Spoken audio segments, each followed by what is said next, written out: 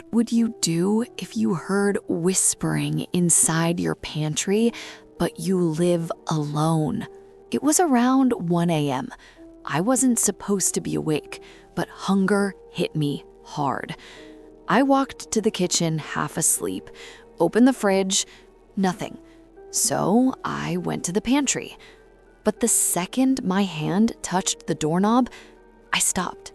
There was whispering coming from the other side.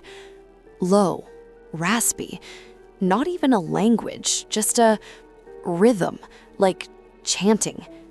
And each whisper felt like it was aimed at me. At first, I tried to rationalize it. Maybe the neighbor's TV, maybe the pipes. Then the jars began to rattle. The cans trembled, like something inside the pantry was breathing. I opened the door, just a crack, and a wave of cold air shot out like I opened a freezer. In the corner, crouched between the bottom shelves, was a woman. Gray skin, hair covering her face, nails long enough to scratch symbols into the wood. Her lips cracked, shaking as she whispered directly into the food. And that's when I noticed. Every box, every can, every bag, they were marked with symbols that definitely weren't there before. Some scratched in, some burned, some smeared in something dark. She slowly turned her head toward me, but before I could react, I slammed the door shut. Heart pounding, I grabbed the closest weapon, a kitchen knife. I counted to 3, swung the pantry door open, but she was gone.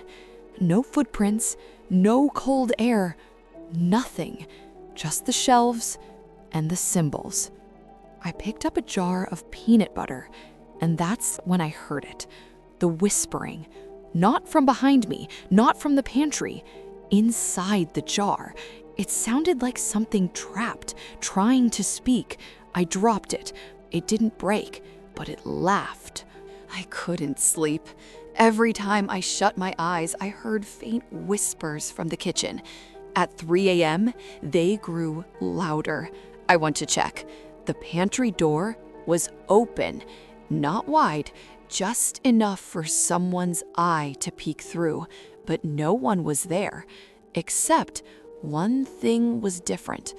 All the food labels, the cereal, the chips, even the spices had changed. Where the brand names should have been were phrases, tiny handwritten ones. Let her in. Feed her. She's hungry. I set up my phone to record the pantry overnight. In the morning, I checked the footage. For the first 30 minutes, nothing. But at 3:12 a.m., the pantry door opened on its own. A hand, pale and bony, slid out and grabbed a bag of rice. Not the whole bag, just a handful. Then the hand retracted and the door closed again. But the scariest part? The whispering on the video wasn't coming from the hand. It was coming from the shelves, from the jars, from every container, like hundreds of tiny voices trapped inside. That night, I taped the pantry door shut, layer after layer. Around midnight, I heard scratching. Slow at first, then faster, then desperate. I walked slowly toward the kitchen. The scratching stopped. Then the tape began to peel on its own. One strip, then another, until the door was completely bare.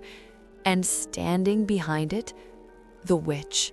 But this time she wasn't whispering. She was smiling. A wide, splitting smile that stretched too far up her cheeks. And she said, in a voice like broken glass, "You've been feeding me. Now it's your turn." I blinked, and she vanished. But the pantry wasn't normal anymore. Every box was swelling, every jar was bubbling, every can was denting from the inside. The food was rotting, spoiling, mutating. The peanut butter jar shook and cracked open. Inside wasn't peanut butter. It was hair. Wet, tangled human hair. And underneath it, teeth. Human teeth. Dozens of them. I called my cousin, told him everything. He said, "Don't open the pantry again. My grandma used to talk about witches that starve themselves until they latch onto a household." I asked him what they wanted, and he said quietly, "They eat what you eat. Then they eat you." Before he could say anything else, the call dropped. Not disconnected, not static, just a whisper. "He's next." The pantry door opened again, this time on its own, slowly, like someone was inviting me in. The shelves shifted, the jars vibrated, the boxes turned to face me, and all the whispering merged into one sentence: "Let us out." I backed away, and on the door, for the first time, I saw writing scratched into the wood. 5 words: "She lives in your hunger." I decided to leave the house. I packed a bag, grabbed my keys, but before I walked out, I glanced one last time at the pantry. She was there, standing inside, her head tilted, her mouth stitched shut now, like the dolls used in old curses, and in her hands, my dinner, food I ate earlier that night. She held it up and whispered through the stitches, "I tasted you." I haven't eaten from my kitchen since. I don't cook, I don't store food, but sometimes I still hear her whispering inside the empty pantry. So tell me, would you starve or risk taking a bite? Follow for more horror stories you can't unhear.